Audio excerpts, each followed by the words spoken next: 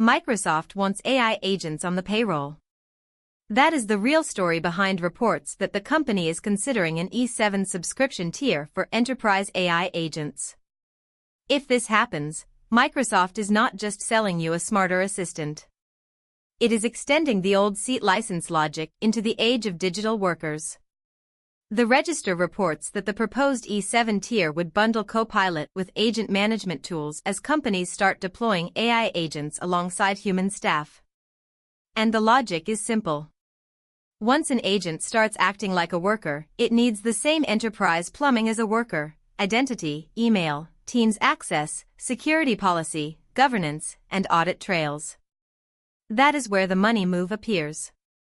Instead of letting agents look like a feature inside existing software, Microsoft can make them look like a new billable unit.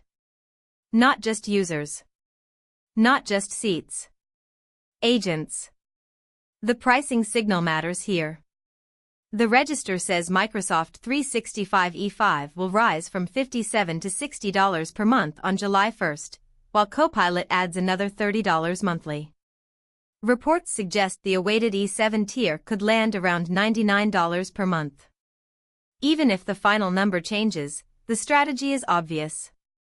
Microsoft does not want AI agents to lower the license count inside the enterprise. It wants agents to become a new license count.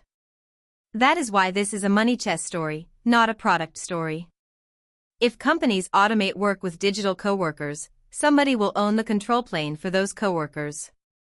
The winner gets paid for identity, permissions, communication, compliance, and workflow access every time the bots do real work. So who gets squeezed? Customers that thought AI automation would mainly cut labor cost may discover it also creates a new software tax. And rival software vendors are under pressure too, because if Microsoft becomes the default operating system for digital labor, it can pull more budget into its own stack. My verdict is simple. The next big AI pricing battle may not be about tokens. It may be about who gets to meter the worker you never hired. If you buy enterprise AI, do not just ask what the agent can do. Ask which company gets to count it.